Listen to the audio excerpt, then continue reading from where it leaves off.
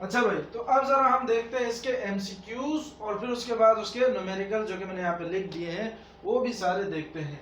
तो यहाँ पे लिखा है the waves that have maximum penetrating power to treat tumours are, देखो भाई ट्यूमर को ट्रीट करने के लिए एक्सरे भी इस्तेमाल की जाती है और गैमा रेज भी इस्तेमाल करती है, लेकिन जिसकी पेनिट्रेटिंग पावर मैक्सिमम है वो हमारे पास गैमा रेज है, क्योंकि गैमा रेज की फ्रीक्वेंसी सबसे ज्यादा है। तो यहाँ पे अगर गैमा रेस का अगर कोई ऑप्शन है तो उसको चूज कर लीजिए, और वैसे भी यहाँ पे इन चार ऑप्शन में एक्स रेस तो है नहीं, तो गैमा रेस ही आएगा, क्योंकि ट्यूमर के लिए एक्स रेस और गैमा रेस, तो यहाँ गैमा रेस लिखा एक्स रेस लिखा नहीं है, तो सिर्फ और सिर्फ गैमा रेस ही आएगा।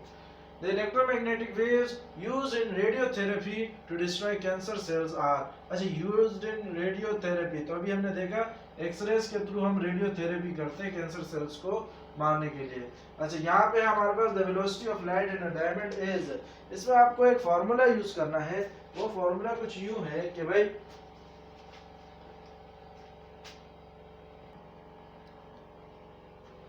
अच्छा भाई, तो ऊपर से मैंने दो एमसीक्यूज को मिटा दिया, रिफ्रैक्टिव इंडेक्स का फार्मूला लिख दिया कि भाई रिफ्रैक्टिव इंडेक्स का फार्मूला क्या होता है, speed of light in vacuum upon speed of light इन जो मीडियम दिया हुआ है उसमें, तो डायमंड इस दफा मीडियम है तो वो डायमंड लिख दिया मैंने। तो हमसे पूछ रहे थे velocity of light in a diamond is, जबकि डायमंड का रिफ्रैक्टिव इंडेक्स दिया हुआ है, तो यहाँ पे रिफ्रैक्टिव इंडेक्स की जगह रिफ्रैक्टिव इंडेक्स की वैल्यू यानी 2.5, speed of light in vacuum हमें पता है 3 × 10⁸ मीटर पर सेकंड, और speed of light in diamond यानी इसको मिसाल के तौर पे मैं v से शो कर देता हूँ, तो ये v मेरे पास आ जाएगा 3 × 10⁸ डिवाइडेड बाय 2.5, यहाँ नीचे आ जाएगा, सही है, ये ऊपर चला जाएगा वो नीचे आ जाएगा। अब 3 को डिवाइड कराने सीधा सीधा 2.5 से, तो मैं इसको ऐसे भी लिख सकता हूँ कि भाई 2.5 को अगर मैं पॉइंट हटा दूँ तो यहाँ पे नीचे 10 आ जाएगा, क्योंकि पॉइंट की जगह 1, और जैसे यहाँ पे पॉइंट है ना 2.5 है, तो पॉइंट को हटा के पॉइंट की जगह 1 और पॉइंट के बाद जितने डिजिट होते हैं उसकी जगह 0। तो ये सारे के सारे बेसिक चीजें हमने छोटी क्लासों में सीखते हैं। अब इसको सैंपल करने के लिए मैं आपको इस तरह से लिख के दे देता हूँ कि 3 डिवाइडेड बाय 25/10, बात तो सही लिखी है, और 5 टू या फिर उसको पहले ऐसा करके लिख लेंगे भाई, जब डिवाइड को मल्टीप्लाई में चेंज कर दो तो आगे वाला उल्टा हो जाता है, आ जाएगा 10/25, 5 2 10, 5 5 25, तो ये हो जाएगा 3 2 6/5। अब इस 6/5 को जब आप करोगे तो ये आ जाएगा 5 बाहर 6 अंदर, 5 1 5, नीचे क्या बचा 1, तो यहाँ पॉइंट लगाएंगे तो यहाँ 0 आ जाएगा, 5 2 10, तो यहाँ पे मेरे पास क्या आंसर आया 1.2, तो v equal to 1.2 multiply by 10⁸, ये 10⁸ एज इट इज आ जाएगा, 3 को 2.5 से डिवाइड किया तो ये हमारे पास आ गया 1.2, तो 1.2 इंटू 10⁸, तो ए आंसर हमारे पास करेक्ट है, सही है। The group containing only electromagnetic waves, भाई इनमें से ऐसा कौन सा ग्रुप है जिसमें इलेक्ट्रोमैग्नेटिक वेव्स है, तो लाइट वेव्स, ये भी इलेक्ट्रोमैग्नेटिक वेव है, रेडियो वेव भी है, माइक्रोवेव, ये तो सही है। Light wave, radio wave, sound wave electromagnetic wave नहीं है, तो बी वाला गलत है। लाइट वेव, साउंड वेव ये भी गलत है, रेडियो वेव, साउंड वेव ये भी गलत है, क्योंकि साउंड वेव मैकेनिकल वेव है, इलेक्ट्रोमैग्नेटिक वेव नहीं है, तो इसमें भी ए आंसर है। The list that shows electromagnetic waves in order of an increasing wavelength is, अच्छा भाई इसमें मैंने आपको एक चीज याद कराई थी, क्या याद कराया था भाई, क्या याद कराया था, rich man in London use extra gold, बस इसी को देखते हुए करना है। ये डिक्रीजिंग ऑर्डर ऑफ वेवलेंथ है, यहाँ पे क्या बोल रहे हैं, लिस्ट बताया हमें in order of an increasing wavelength, increasing wavelength, पहले यहाँ से यहाँ जा रहे थे, अब यहाँ से इस तरफ आएंगे, तो ख्याल रखना। तो इंक्रीजिंग ऑर्डर ऑफ वेवलेंथ में मुझे बताओ इसमें से कौन सा रेंज है, देखो भाई इंक्रीजिंग ऑर्डर ऑफ वेवलेंथ में मतलब ये है कि भाई पहले सबसे छोटी वेवलेंथ वाला आना चाहिए, तो माइक्रोवेव्स, उसका बाद एक्स रेज, तो ये देखो माइक्रोवेव्स इधर है, यानी हमें एरो में इस तरफ चलना है, अगर पहले एक्स रेज आता फिर माइक्रोवेव आना चाहिए था, तो माइक्रोवेव के बाद एक्स रेज नहीं आएगा क्योंकि ऐसे हम नहीं जा रहे हैं, हमें ऐसे जाना है, तो पहला वाला तो गलत हो गया। माइक्रोवेव्स के बाद गेमा रेस, तो भाई माइक्रोवेव्स के बाद रेडियो वेव्स आ रहे हैं, गेमा रेस तो उस तरफ है, मैंने अभी आपको बताया हमें इंक्रीजिंग ऑर्डर में जाना है, हमें डिक्रीजिंग ऑर्डर में नहीं जाना है, इस तरफ जाना है। अच्छा एक्स रेस के बाद गेमा रेस, तो एक्स रेस के बाद तो यूवी आ रहा है, इस तरफ अगर हम जा रहे हैं तो गेमा रेस उधर है, तो तीसरा भी गलत है। फिर इसमें देखो गेमा रेस, गेमा रेस, गेमा के बाद एक्स रेस, सही है, एक्स रेस के बाद माइक्रोवेव्स, तो माइक्रोवेव्स भी इस तरफ है, तो तीनों ये 34 वाला आंसर हमारे पास करेक्ट है। The type of electromagnetic waves used in scanner at night is, अच्छा ये स्कैनर वाला जो ये इंफ्रारेड है, जो भी हमने पढ़ा, क्या पढ़ा हमने, अलार्म इंट्रूडर, सही है। उसमें हमारे पास जो रात में इस स्कैनर के तौर पे इस्तेमाल किया जाता है, इंफ्रारेड वेव्स जिसमें इस्तेमाल की जाती है, अभी हमने देखा। A narrow beam of white light passes from air into the glass and is refracted. The wave characteristic remains unchanged in its. भैया मैंने आपको बताया था कि जब इलेक्ट्रोमैग्नेटिक वेव, कोई भी इलेक्ट्रोमैग्नेटिक वेव एक मीडियम से दूसरे मीडियम में जाता है तो उसका कौन सी प्रॉपर्टी चेंज नहीं हुई होती, ये हमने कैरेक्टरिस्टिक ऑफ इलेक्ट्रोमैग्नेटिक वेव में देख लिया है। तो मैंने आपको बताया भाई सीधा सीधा उसकी फ्रीक्वेंसी चेंज नहीं होती, बाकी डायरेक्शन भी चेंज होती है, स्पीड भी चेंज होती है, वेवलेंथ भी चेंज होती है, फ्रीक्वेंसी उसकी चेंज नहीं होती, हमने देखा था। मैंने आपको पॉइंट आउट भी कराया था कि इसको याद रखना। The type of wave that are used in television remote controller, तो टेलीविजन रिमोट कंट्रोलर में भी इंफ्रारेड वेव्स यूज होती हैं, सही है। The color that is least deviated by a prism, ये भी मैंने आपको बताया था, रेड कलर सबसे कम डेविएट होता है। The optical phenomena in which the splitting of white light into 7 distinct colors occur is called, ये हमारे पास कहलाता है dispersion। तो ये हो गया हमारे पास MCQs। अब जरा आते हैं अपने न्यूमेरिकल की तरफ। अच्छा भाई, तो अब आते हैं जरा इसके न्यूमेरिकल्स पे। बहुत ही आसान न्यूमेरिकल है। पहला न्यूमेरिकल हमारे पास क्या है, electromagnetic radiation having 15.0 micrometre wavelength, यानी सीधा सीधा हमें डेटा में क्या दिया हुआ है, लैम्डा दिया हुआ है। लैम्डा कितना दिया हुआ है, 15.0 माइक्रोमीटर, सही है। इसको आप लिख सकते हो 15 × 10⁻⁻6 मीटर भी लिख सकते हो, क्योंकि माइक्रो का मतलब होता है 10⁻⁻6। is classified as infrared radiation, एक infrared radiation, what is its frequency, तो हमने f बताना है इसका, जबकि हमें क्या दिया, given that speed of light is 3 × 10⁸ metre पर सेकंड, c = 3 × 10⁸ मीटर पर सेकंड। ये हम स्पीड ऑफ लाइट में डिस्कस कर चुके हैं कि भाई स्पीड ऑफ इलेक्ट्रोमैग्नेटिक वेव्स में मैंने आपको बताया कि भाई हम इसको c से शो करते हैं। तो सॉल्यूशन सीधा सीधा इसका सॉल्यूशन है, ज्यादा कोई पंचायत वाला है नहीं। सॉल्यूशन में क्या आएगा भाई इसका, c = f लैम्डा, इस तरह का सॉल्यूशन है। निकालना क्या भाई, f निकालना है, तो ये मेरे पास बन जाएगा c/लैम्डा, तो ये आ जाएगा c = 3 × 10⁸ डिवाइडेड बाय 15 × 10⁻⁻6। इस तरह है कि नहीं है, हाँ भाई। अब ये 10⁻⁻6 देखो भाई, बेस सेम है दोनों की, 10 10 और डिवाइड हो रहे हैं, तो नीचे वाला जब ऊपर जाएगा तो उसकी साइन चेंज हो जाएगी। ये बेसिक सीखा हुआ है मैथ, तो -6 है तो ऊपर जाके क्या हो जाएगा, +6, तो ये बन जाएगा 8 और 6 14, ये बन जाएगा 10⁻14। 3 को 15 से डिवाइड करेंगे, 3 1 3, 3 5 से 15, तो ये आ जाएगा मेरे पास 0.2 × 10⁻14 हर्ट्ज। इसको आप यूं भी लिख सकते हो, कैसे लिख सकते हो, 5 हाँ 0.2 आएगा, सीधे आपकी तरफ जा रहे हैं, सही। तो इसको आप यूं भी लिख सकते हो 2 × 10⁻15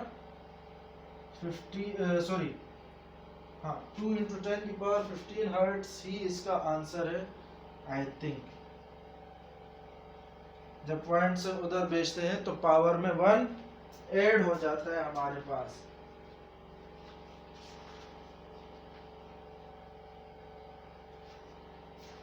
नहीं भाई, जब पावर में पॉइंट को उधर भेजते हैं तो 1 माइनस हो जाता है, सही है।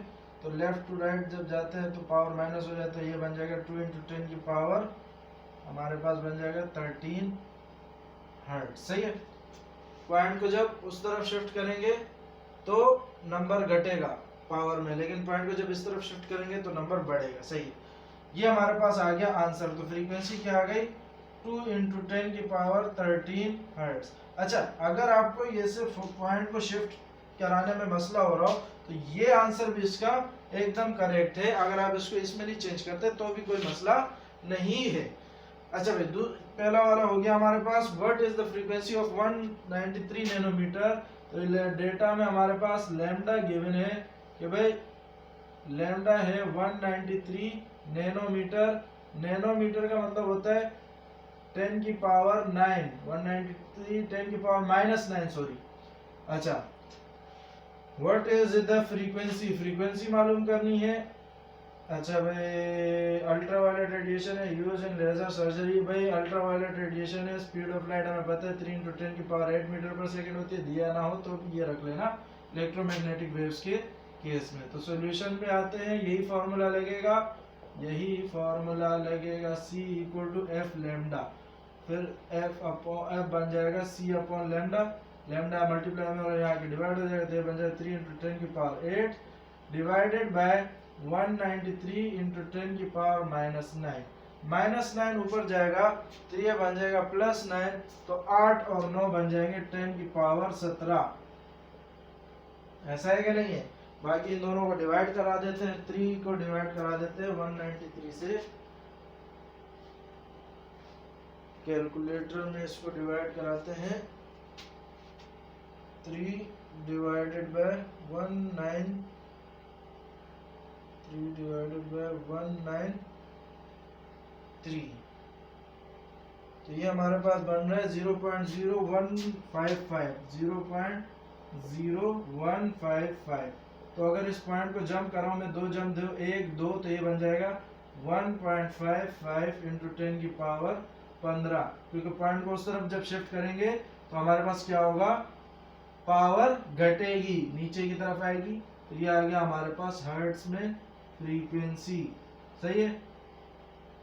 मैंने आपको अभी भी बताया कि भाई आप ये वाला आंसर भी लिख सकते हो, जरूरी नहीं है कि आप पॉइंट को इधर उधर करो। अगर आपसे भूल गए हो आप उस टाइम पे, एग्जाम पे टाइम पे, तो फिर आपको ये करने की जरूरत नहीं है। सही है? अगर याद है तो कर लो, अच्छा इंप्रेशन पड़ता है, लेकिन अगर नहीं याद है तो इसको ना किया करो, फालतू में नंबर कट जाएंगे। सही है? जैसे अभी थोड़ी देर के लिए मेरे जहन से भी निकल गया था कि पॉइंट को उधर ले जाने पे मैंने इसकी पावर बढ़ा दी।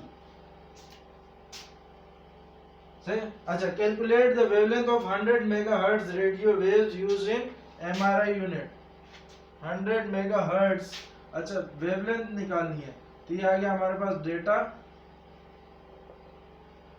लैम्डा मालूम करना है, फ्रीक्वेंसी है 100 मेगाहर्ट्ज, मेगाहर्ट्ज का मतलब होता है 10 की पावर +6 में, यानी 10 की पावर ये बन जाएगा 100 × 10 की पावर 6। इसको मैं यूं भी लिख सकता हूं, 100 का मतलब क्या होता है 10 की पावर 2, 10 की पावर 2 का मतलब क्या होता है 100। तो अगर इसको मैं जगह में 10 की पावर 2 कर दूं तो 10 की पावर 2 और 10 की पावर 6, तो ये बन जाएगा 10 की पावर 8। तो हम लिख देंगे 1 × 10 की पावर 8 हर्ट्ज। इसको हम यूं लिख सकते हैं, क्योंकि ये देखो बेस सेम हो जाएगी तो पावर इन दोनों की ऐड हो जाएगी। सही है? ये चीजें आप सीख चुके हैं बेसिक।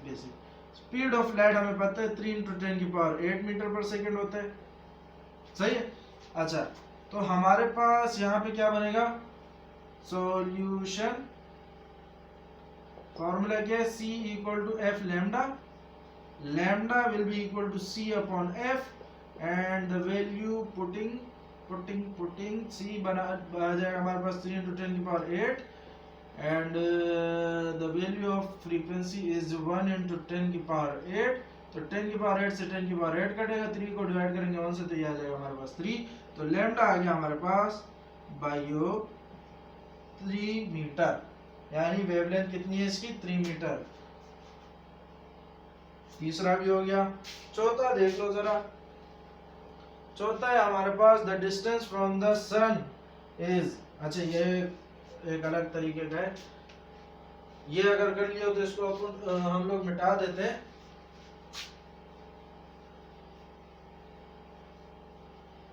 भाई लिखा हुआ है the distance from the earth, the distance from earth to sun is 1.49 × 10 की पावर 11 मीटर।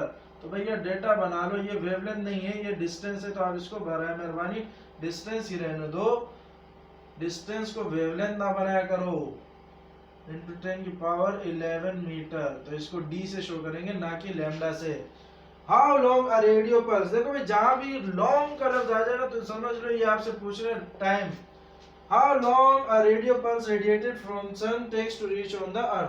देखो भाई बोले सन से रेडियो वेव निकली है, जमीन तक पहुंची है, तो कितना टाइम लगेगा, और स्पीड ऑफ लाइट हमें पता है 3 × 10 की पावर 8 मीटर पर सेकंड है।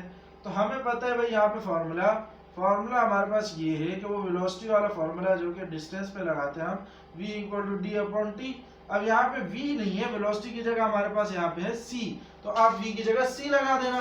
टाइम निकालना है तो टाइम को ऊपर कर दो और c को नीचे कर दो और d को रहने दो, तो ये आ जाएगा हमारे पास c नीचे, हाँ t इधर आ जाएगा, सही है। d ऊपर आया 1.49 इंटू 10 की पावर 11 डिवाइडेड बाय 3 इंटू 10 की पावर 8। तो भैया ये ऊपर जाएगा तो ये माइनस में हो जाएगा, तो 11 में से 8 जाएगा तो ये बन जाएगा 10 की पावर क्या बचेगा 3, सही है।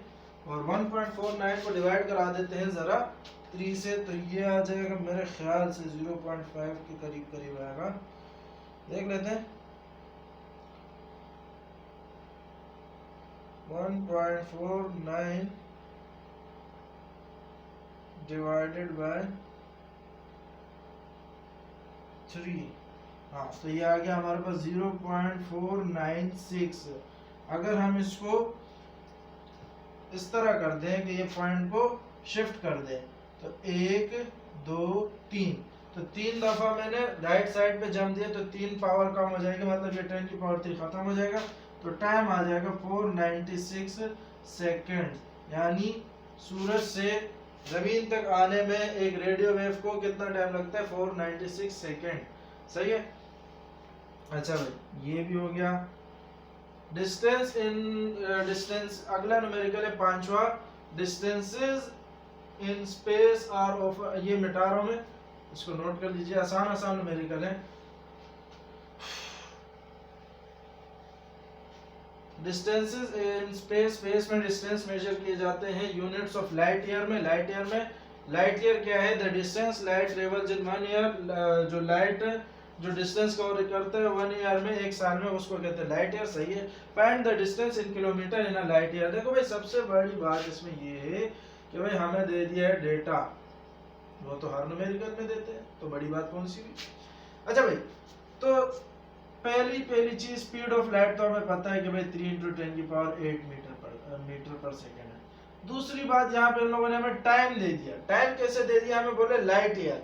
लाइट ईयर का मतलब ये है कि लाइट जो डिस्टेंस कवर करता है एक साल में, तो यानी एक साल यानी टाइम हमें हमारे पास यहाँ पे कितना है 1 year.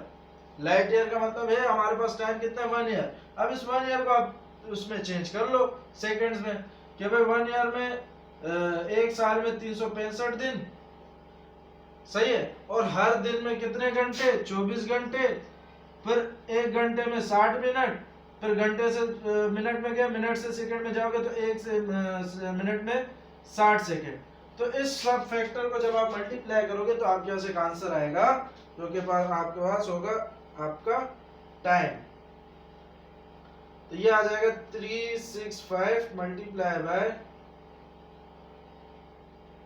24 multiply by 60 multiply by 60, तो ये आ गया हमारे पास 31 53 6000, 31 53 6000, 31 53 6000, सही है। और हमसे पूछ रहे हैं भाई डिस्टेंस बताओ, वो भी किलोमीटर में, तो वो तो हम बता देंगे आखिर में किलोमीटर में। किलोमीटर में जब हम बताते हैं तो 1000 से डिवाइड करा देते हैं, मसला इतना नहीं उसमें। मसला अब यहाँ पे इनको कैलकुलेशन का है, तो यहाँ पे हम कर देते हैं कुछ यूं कि भाई c ये हमारे पास बन जाएगा, अल्लाह आपका भला करे। फॉर्मूला है c equal to D upon T, और हमने निकालना है d, तो ये बन जाएगा c मल्टीप्लाई बाय t, तो ये आ जाएगा हमारे पास d equal to c 3 into 10 की पावर 8 मल्टीप्लाई बाय 3153600।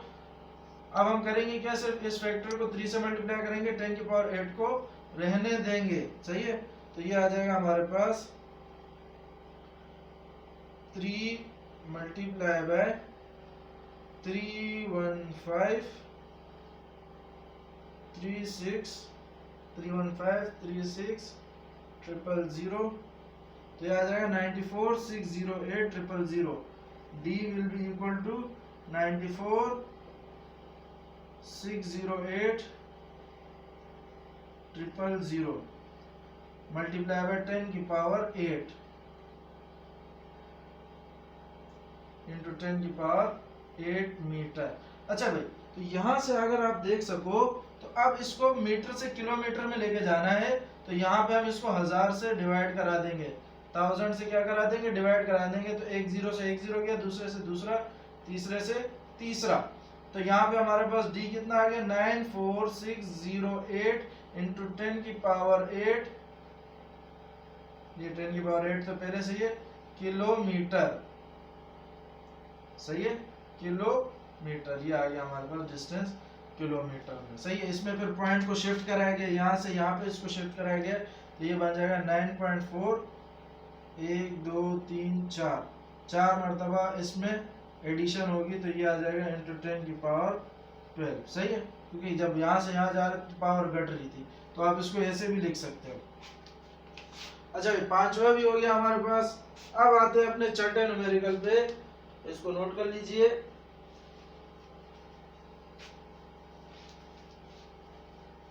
छठा न्यूमेरिकल है हमारे पास, इसका डेटा है what is the frequency of green light. Green light की फ्रीक्वेंसी बतानी है, तो सीधे सीधे f की equal to question mark with a wavelength of 5.5, यानी लैम्डा दिया हुआ है 5.5 इंटू 10 की पावर 7। c हमारे पास होते हैं 3 इंटू 10 की पावर 8 मीटर पर सेकेंड। हम यहाँ पे लगाएंगे formula c equal to F lambda, और निकालना क्या है, f equal to c upon lambda बन जाएगा। तो ये बनेगा 3 इंटू 10 की पावर 8 डिवाइडेड बाय 5.5 इंटू 10 की पावर 7। अच्छा, जब 8 में से 7 जाएगा, देखो भाई ये जब ऊपर जाएगा तो प्लस में तो माइनस में हो जाएगा, तो 8 में से 7 जाएगा 10 की पावर 1, तो सिर्फ हम इसको 10 लिख सकते हैं। 3 को डिवाइड करा दो भैया 5.5 से, तो ये आ जाएगा हमारे पास क्या, 3 डिवाइडेड बाय 5.5, तो ये आ रहा है हमारे पास 0.5454, 0.545, इसको इतना लिख देते हैं। अब इस 0.545 को आप मल्टीप्लाई कराओगे अगर 10 से, मल्टीप्लाई बाय 10 है ना, तो इसको 10 से अगर आप मल्टीप्लाई कराते हो तो ये आ जाएगा आपके पास 5.45, तो आपके पास आ जाएगा frequency equal to 5.45 hertz. Okay, ये हो गया हमारे पास ये वाला क्वेश्चन। अब इसको नोट कर लीजिए, वीडियो पॉज करके अगले क्वेश्चन की तरफ बढ़ते हैं।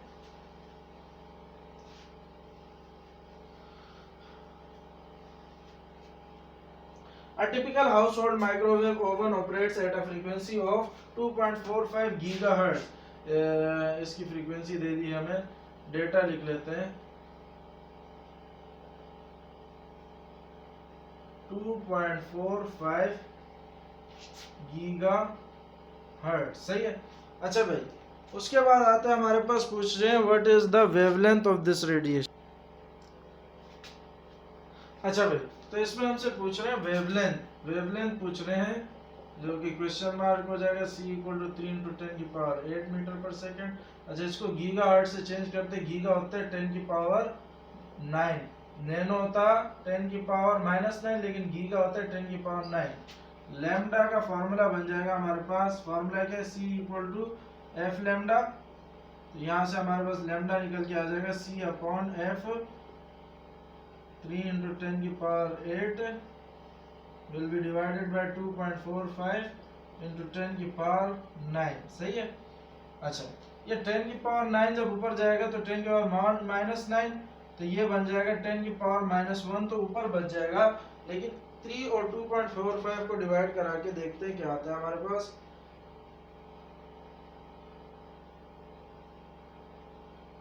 3 डिवाइडेड बाय 2.45, 3 डिवाइडेड बाय 2.45, तो ये आ रहा है हमारे पास 1.224 इंटू 10 की पावर -1।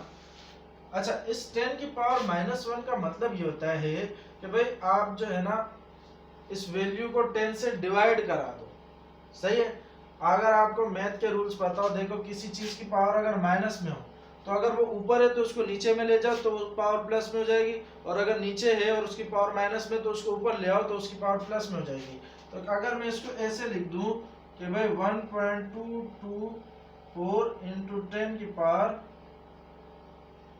1.224 डिवाइडेड बाय 10, तब भी बात सेम टू सेम है। तो हम इसको ऐसे कर देंगे कि भाई 1.224 डिवाइडेड बाय 10, तो ये आ रहा है हमारे पास 0.1224 मीटर, ये आ गया हमारे पास लैम्डा। सही है।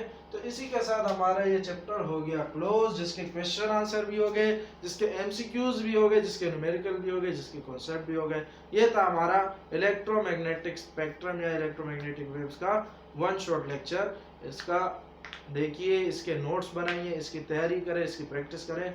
तब तक के लिए अपना ख्याल रखें। अल्लाह हाफिज़।